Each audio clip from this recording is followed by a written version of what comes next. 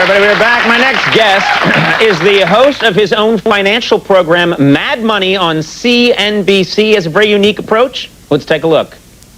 All right, are you ready? Ski Daddy, it's the lightning round on Cramer Mad Money. Let's start with David in Florida. David! Please welcome Jim Cramer.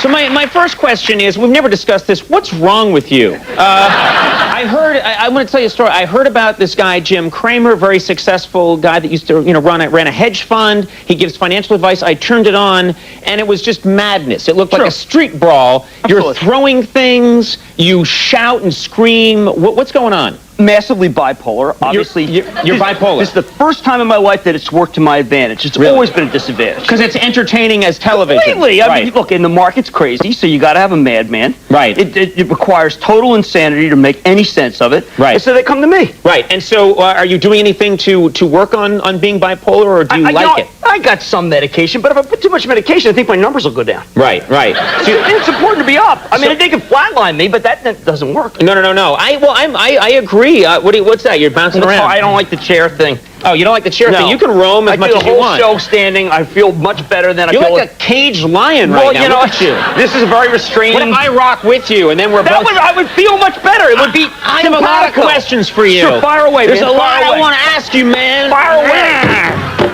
Get it done, will you? Okay, it just got way out of control. Let's settle down. It's all right. Settle down. That was a stupid chair I threw because it broke so quickly. Yes. I like to do the Aeron chair. What's that? What are you talking about? That's that big Herman Miller chair, the 2G chair. Yeah. That really breaks. You like to throw a $2,000 chair, is what you're saying.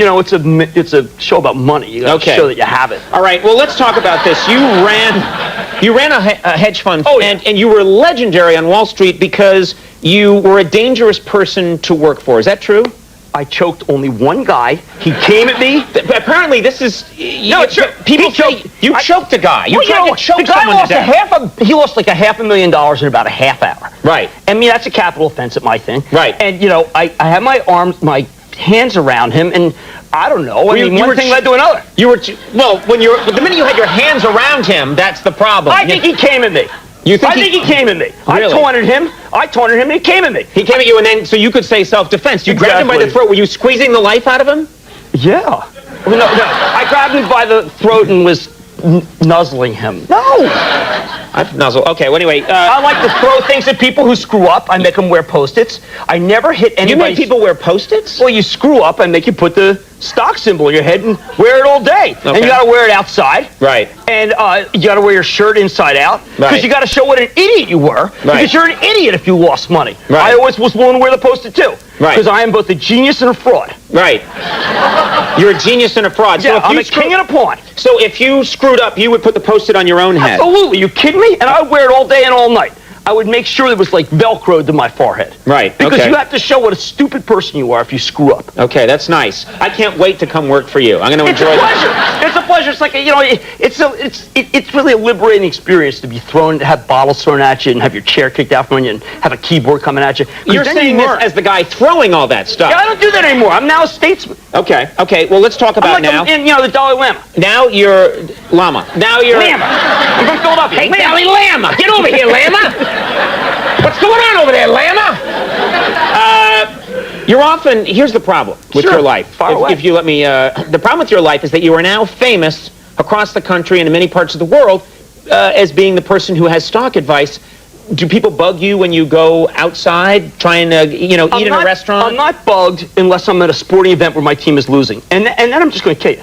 I'm going to kill you. Like yesterday at the Eagles game. At the Eagles-Giants? Eagles. Yeah, Eagles. Exactly. You just said Eagles. I'm from Brazil. Oh, okay. All right. That's how we pronounce it. I took the Lama to the Eagles game. And a guy behind me, we just, just tied up. They just tied up. Obviously, we're going to lose. And a guy behind me says, hey, Jim, I'm from Guilford Securities.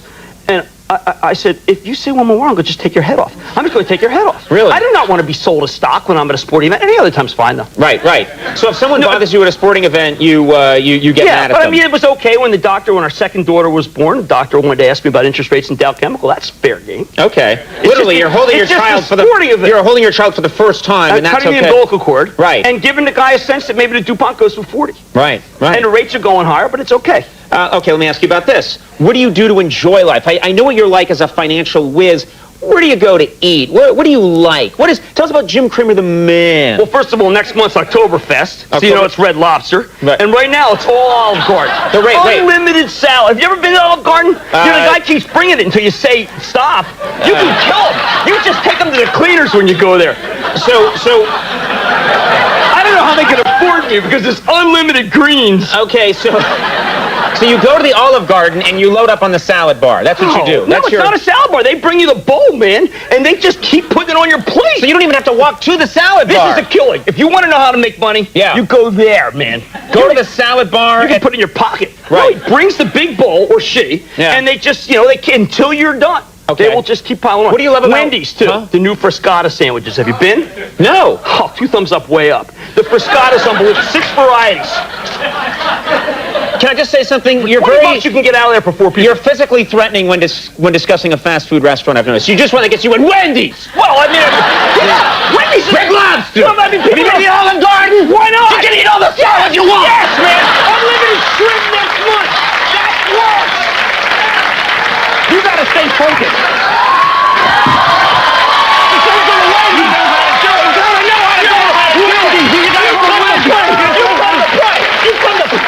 You're a player. I'm all right. You're a player. I'm all right now. You're a player. Let's stand for the end. Okay. I had a small aneurysm. Mad Money. What are you doing now? You're trying to rumble with me. I'm trying to get in shape for you. I think now we need to celebrate. You're a big guy, man. Mad Money airs weeknights at 6 and 9. Yep. And at midnight on CNBC. I was going to mention that. And the back-to-school tour begins Wednesday at Boston College. Jim Cramer, everybody, we'll be right back. Now on payroll.